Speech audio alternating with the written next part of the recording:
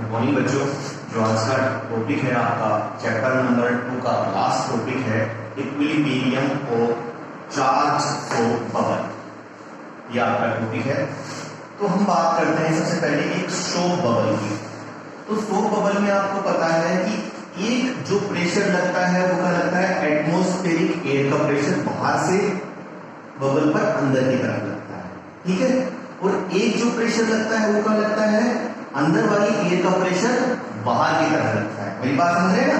मतलब एक आपके पास शॉक बबल है तो एक एटमॉस्फेरिक प्रेशर बाहर से एयर का कहां लग रहा है, शॉक बबल के अंदर की तरफ। और एक जो शॉक बबल के अंदर एयर भरी है उसका प्रेशर कहां लग रहा है, बाहर की तरफ। तो ये देखो पी आउट कहां लग रहा है, बाहर से अंदर की तरफ, और ये पी इन कहां लग रहा है, अंदर से बाहर की तरफ। ये बात आपने 11वीं क्लास में पढ़ रखी है कि शॉक बबल को बनाए रखने के लिए उसका जो इंटरनल प्रेशर होता है वो एक्सटर्नल प्रेशर की तुलना में क्या होना चाहिए, ज्यादा होना चाहिए। जब भी तो साबुन का बुलबुला बना रहेगा।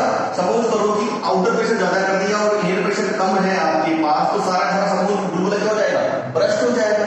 मैं क्या कहना क्या चाह रहा था कि जो आपके पास पी इन, जो आपके पास अंदर से बाहर की तरफ प्रेशर लग रहा है उसकी वैल्यू पी आउट से क्या होनी चाहिए, ज्यादा होनी चाहिए।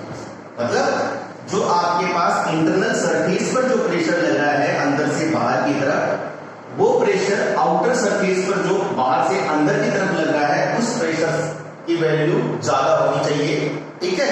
तो मैं क्या बोल सकता हूं, वो ज्यादा होनी चाहिए। तो मैं ये कह सकता हूं कि P in minus P out किसके बराबर होता है बेटा, पी एक्सेस के बराबर। किसके बराबर होता है, पी एक्सेस के बराबर। मतलब P in minus P out किसके बराबर होता है, पी एक्सेस के बराबर। मतलब इतना प्रेशर अंदर से बाहर की तरफ ज्यादा लग रहा है। मेरी बात समझ में आई। अब आगे बढ़ते हैं। दो प्रेशर तो ये लग रहे हैं, एक प्रेशर आपके पास बाहर से अंदर की तरफ और लगता है, इसे क्या बोलते हैं अपने पास, pressure due to surface tension. किसके कारण, सरफेस टेंशन के कारण, ठीक है। उस प्रेशर की वैल्यू क्या होती है, अगर सपोज करें कि इस शॉक बबल की रेडियस आर है तो जो पीटी होगा, पीटी क्या होगा, सरफेस टेंशन प्रेशर।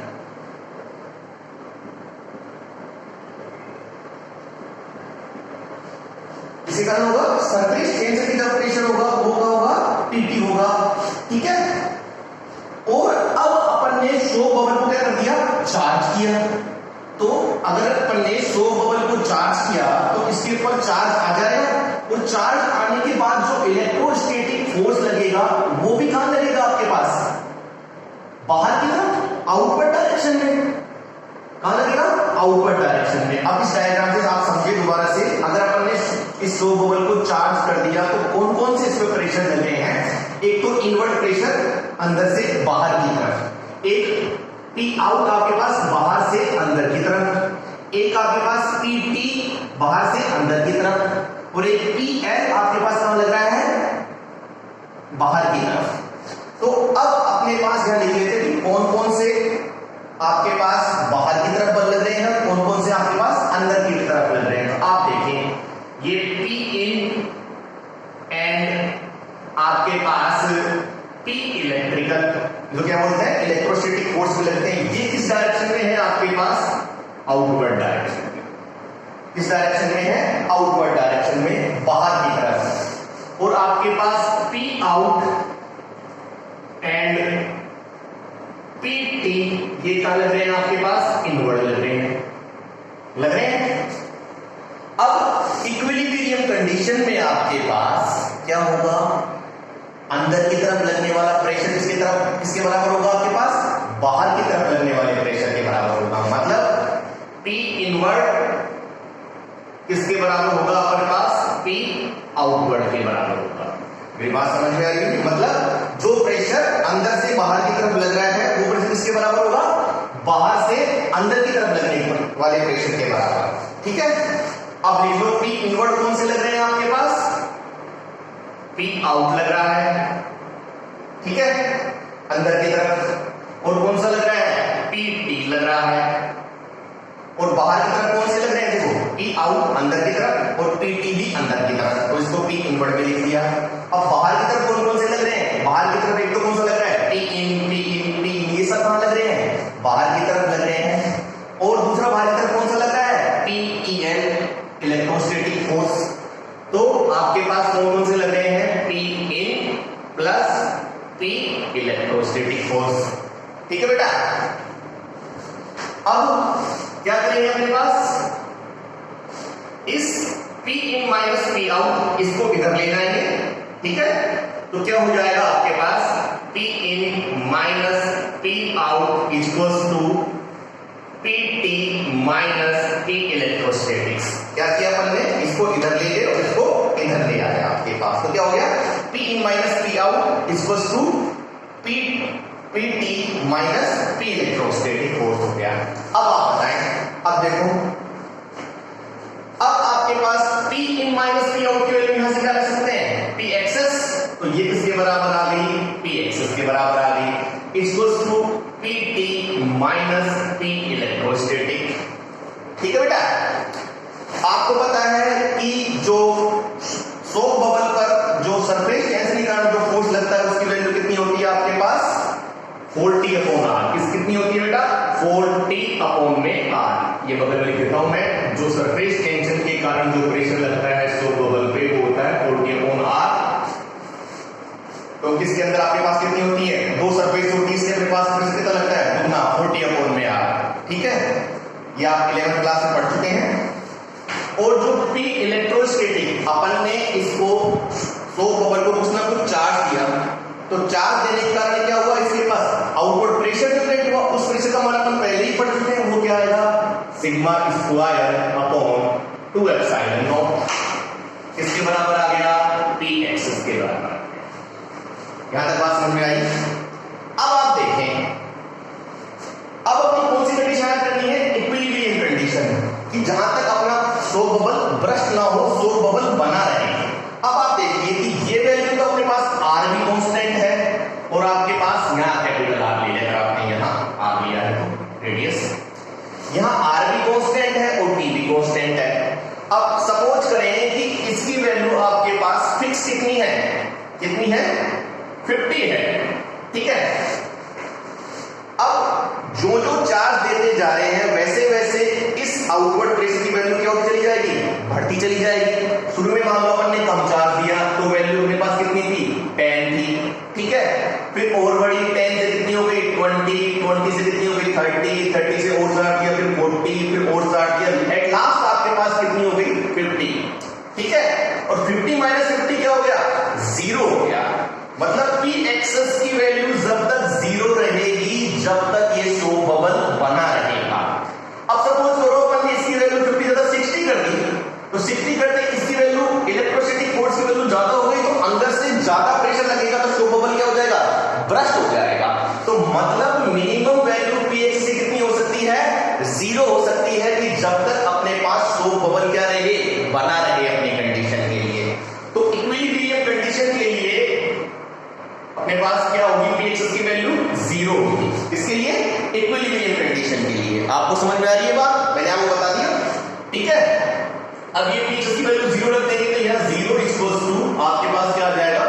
40 अपॉन में r minus sigma square 2 epsilon naught. इसको इधर ले जाएं तो 40 अपॉन में r equals to sigma square upon में 2 एप्सिलॉन नॉट। अब आप देखें, यहां से चाहे तो अपन r की वैल्यू निकाल सकते हैं। r की वैल्यू अपने पास क्या आएगी बेटा? r की वैल्यू आएगी, सोल्व करें, 4 को 2 से मल्टीप्लाई करेंगे तो 8t epsilon not, 8t epsilon naught upon में सिग्मा स्क्वायर। ये अपने पास किसकी वैल्यू आ गई? रेडियस की। ठीक है, अब अपन सिग्मा की वैल्यू निकाल सकते हैं। सिग्मा की वैल्यू अपने पास क्या आ जाएगी? 8t एप्सिलॉन नॉट अपॉन में r, और सिग्मा स्क्वायर का तो क्या लग जाएगा? रूट लग जाएगा आपके पास। ये अपने पास इसकी वैल्यू आ गई, सरफेस चार्ज डेंसिटी की वैल्यू आ गई सिग्मा की। और चाहे तो अपन किसकी वैल्यू निकाल सकते हैं? Q की। Q की वैल्यू किसके बराबर होगी? Sigma into A। अब A क्या है? अपने पास क्या है? ये जो साबुन का बुलबुला कैसा होता है? एक स्फेयर की तरह होता है, तो स्फेयर का एरिया आपके पास क्या हो जाएगा? सिग्मा इंटू A की वैल्यू क्या? 4 पाई आर स्क्वायर। सिग्मा की वैल्यू रख दो आप, क्या 8 टी एप्सिलॉन नॉट अपॉन में R into 4 pi R square. अब क्या 4 पाई को तो बाहर ले ले, इस आर स्क्वायर को रूट में लेके जाएगा तो क्या हो जाएगा आर की पावर 4, और आर की पावर 4 से एक आर कट जाएगा, कितना बन जाएगा आर की पावर 3। तो क्या आ जाएगा 8 T epsilon naught R cube. ये वैल्यू किसकी आ गई बेटा, क्यू की आ गई। ये तीन वैल्यू निकालनी थी, अपन ने ये तीनों की तीनों वैल्यू क्या कर ली है, निकाल ली है। ठीक है, एक बार मैं 5 मिनट में आपको रिकैप करता हूं। सबसे पहले अपन एक सोप बबल की बात करते हैं। तो सोप बबल में क्या होता है, एक प्रेशर आपके पास बाहर से अंदर की तरफ लगता है, जिसे अपन ने क्या नाम दिया, पी आउट। ठीक है बेटा, और एक प्रेशर आपके पास अंदर से बाहर की तरफ लगता है, पी इन। लेकिन आपको पता है कि सोप बबल को बनाए रखने के लिए आपके पास जो इंटरनल प्रेशर है उसकी वैल्यू आउटर प्रेशर की तुलना में क्या होनी चाहिए, ज्यादा होनी चाहिए। तो हमने क्या माना, P in greater than P out. ठीक है, अब वो वैल्यू कितनी ज्यादा होनी चाहिए, तो P in minus P out किसके बराबर होता है, P एक्सेस प्रेशर के बराबर होता है। मतलब P एक्सेस इतना ज्यादा प्रेशर अंदर से बाहर की तरफ ज्यादा लग रहा है। अब अपन ने क्या बोला, इन तीनों प्रेशर के साथ एक इस सोप बबल की सरफेस पर एक सरफेस टेंशन प्रेशर और लगता है। वो कहां लगता है आपके पास, अंदर की तरफ लगता है। देखो पीटी कहां लग रहा है आपके पास, अंदर की तरफ लग रहा है। वो क्या करता है, इसकी सरफेस को मिनिमम रखने का प्रयास करता है। तो वो पीटी क्या हो गया, सरफेस टेंशन प्रेशर। वो भी कहां है आपके पास, अंदर की तरफ। ठीक है, अब अपन इस सोप बबल को चार्ज करते हैं। तो चार्ज करेंगे, तो चार्ज करते ही इसके ऊपर एक इलेक्ट्रोस्टैटिक फोर्स लगेगा। वो इलेक्ट्रोस्टैटिक फोर्स कहां लगेगा, बाहर की तरफ लगेगा। इलेक्ट्रोस्टैटिक फोर्स के कारण जो प्रेशर भी लगेगा वो भी कहां लगेगा, आउटवर्ड डायरेक्शन में लगेगा। अब मैंने आपको बताया कि कौन कौन से प्रेशर बाहर की तरफ लग रहे हैं और कौन कौन से प्रेशर अंदर की तरफ लग रहे हैं। तो देखो P in आपके पास कहां लग रहा है, बाहर की तरफ। ठीक है, और P in बाहर की तरफ और P इलेक्ट्रिकल बाहर की तरफ। P in and P electrical outward direction में, और इनवर्ड डायरेक्शन में देखो P आउट और PT। P out and PT कहां लग रहा है, इनवर्ड डायरेक्शन में लग रहा है। अब आपके पास अंदर लगने वाला प्रेशर बाहर लगने वाले प्रेशर क्या होगा, इक्विवेलेंट होगा। तो P इनवर्ड किसके बराबर होगा, P आउटवर्ड के बराबर होगा। इनवर्ड कौन कौन से लग रहे हैं आपके पास, P out plus PT equals to आपके पास आउटवर्ड कौन से लग रहे हैं, P in plus P electrical. अब मैंने क्या किया, इसको इधर ले गया, तो P इन माइनस P आउट हो गया। ठीक है, और P इलेक्ट्रिकल को इधर ले आया, PT माइनस P इलेक्ट्रिकल हो गया। ठीक है, अब अपन ने क्या पढ़ा था कि P इन माइनस P आउट किसके बराबर होता है, P एक्सेस के। तो P इन माइनस P आउट किसके बराबर रख दिया, P एक्सेस। तो P एक्सेस इक्वल्स टू कितना आ गया, PT माइनस P इलेक्ट्रिकल। ठीक है, अब अपन जानते हैं कि जो सरफेस टेंशन के कारण जो फोर्स लगता है उसकी वैल्यू कितनी होती है, 40 अपॉन में R। तो ये वैल्यू अपन निकाल दी PT की, 40 अपॉन में R। ये 11th क्लास में पढ़ चुके हैं अपन।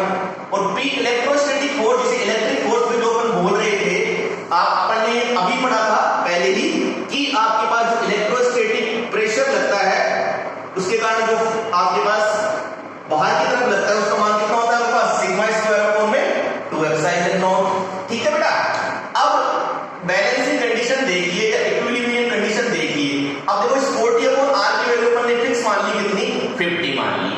अब जो जो अपन चार्ज देंगे तो इलेक्ट्रोस्टैटिक प्रेशर की वैल्यू कब जाएगी, बढ़ती जाएगी। सपोज करो शुरू में 10 थी, तो वैल्यू कितनी आ रही है इसकी, 50 माइनस 10 40, तो सोप बबल बना रहेगा। फिर 20 हुई, फिर 30 हुई, फिर 40 हुई, और लास्ट क्या होगी, इसकी वैल्यू 50 हुई। तो 50 माइनस 50 क्या हो गया, 0। मतलब जब तक P एक्सेस की वैल्यू मिनिमम 0 रहेगी, जब तक ये सोप बबल क्या रहेगा, बना रहेगा। जो ही इसकी वैल्यू 50 से ज्यादा होगी तो इसकी वैल्यू कहां चली जाएगी आपके पास, माइनस में, और सोप बबल क्या हो जाएगा, ब्रस्ट हो जाएगा। तो इक्विलिब्रियम कंडीशन के लिए P एक्सेस की वैल्यू कितनी होनी चाहिए आपके पास, 0 होनी चाहिए। ये वैल्यू अपन निकाल रखी 0 इक्वल्स टू 40 माइनस 40 अपॉन में R minus sigma square upon में 2 एप्सिलॉन नॉट। अब इसको इधर ले गए तो 40 अपॉन में R equals to sigma square 2 epsilon not.